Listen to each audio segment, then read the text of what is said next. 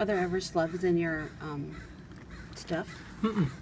The worm bin I have is up off the ground. I made the big. When I say the worm bin, I mean I'm using a cooler, an old cooler I found on the side of the highway.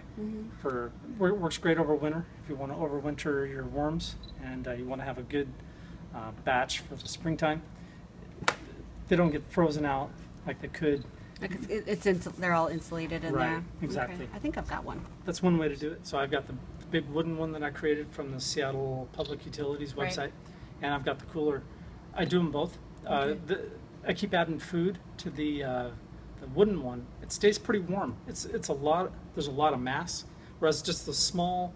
Just to kind of keep them alive, eh? Yeah. They stay warm throughout the winter. They did last winter. Okay. If we get a really hard freeze, I guess that'd be different. Or bring them inside. Could. Yeah. Or bring in a portion of them. You know, scoop out a quarter of the bin outdoors and bring them in for sure. It's a lot of worms. Right. Do they have a temperature that they need to be? But to stay alive. They don't do well if it freezes. Like if they freeze solid, they're brittle. But yeah, it's not good. That's not so nice. So I'd stay above freezing. Yeah. Okay. Probably above 40. Yeah.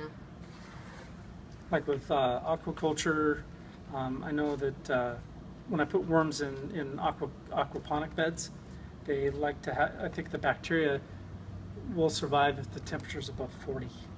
Like it'll break down food above 40. So I think that's probably a happy temperature for worms too. Yeah. Cool. Yep.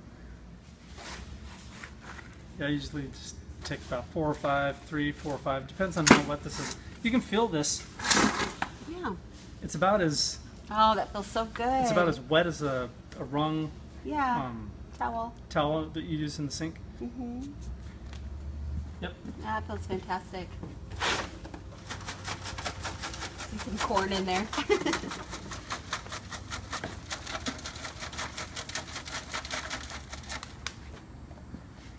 So naturally, you'll get a bunch of worms, right? Absolutely. If I were to take all of this and run it through this, I would eventually get a whole thick layer about yay deep.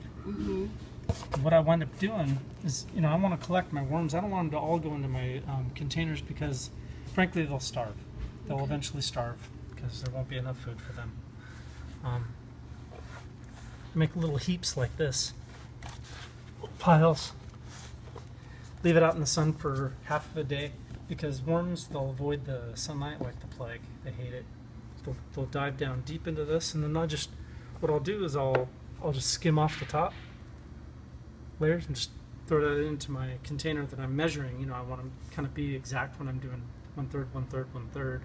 So I'm skimming off the top layer, and the worms will collect at the bottom. So just roll everything back, grab the handful of worms, and throw them back in the container. Right. Yep.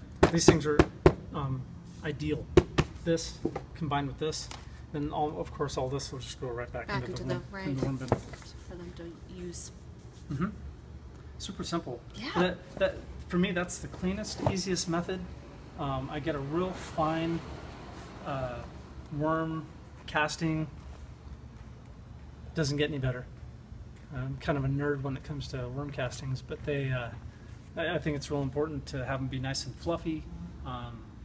You're going to get the worm cocoons in there too. What do those look like? Just a little. They look like tomato seeds.